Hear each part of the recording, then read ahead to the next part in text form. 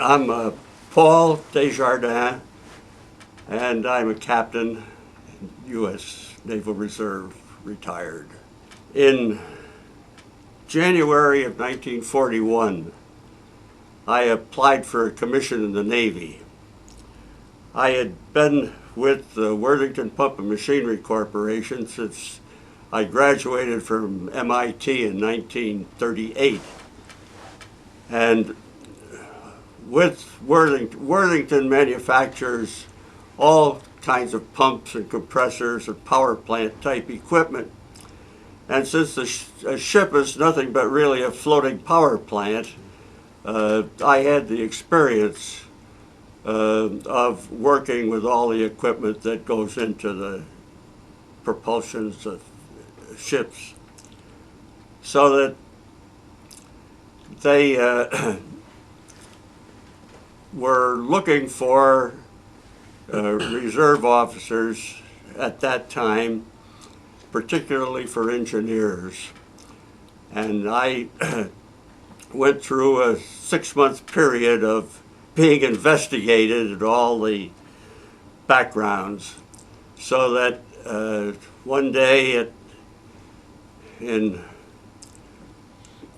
the first week of July, I got a big sheaf of papers that indicated that I was, if I took a physical exam and passed it, I would be commissioned as a ensign in the Navy. So that I went through that process in early July.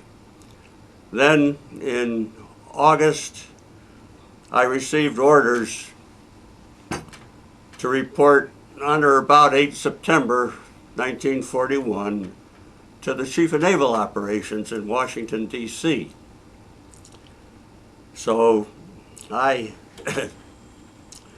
went through all the formal procedures and eventually arrived at the Chief of Naval Operations office, and they were having a hard time trying to find out what to do with me. And finally, somebody came in with some papers and said, "Oh, you're the guy."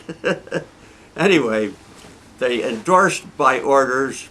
You are further requested to report to the President of the Navy's Board of Inspection and Survey.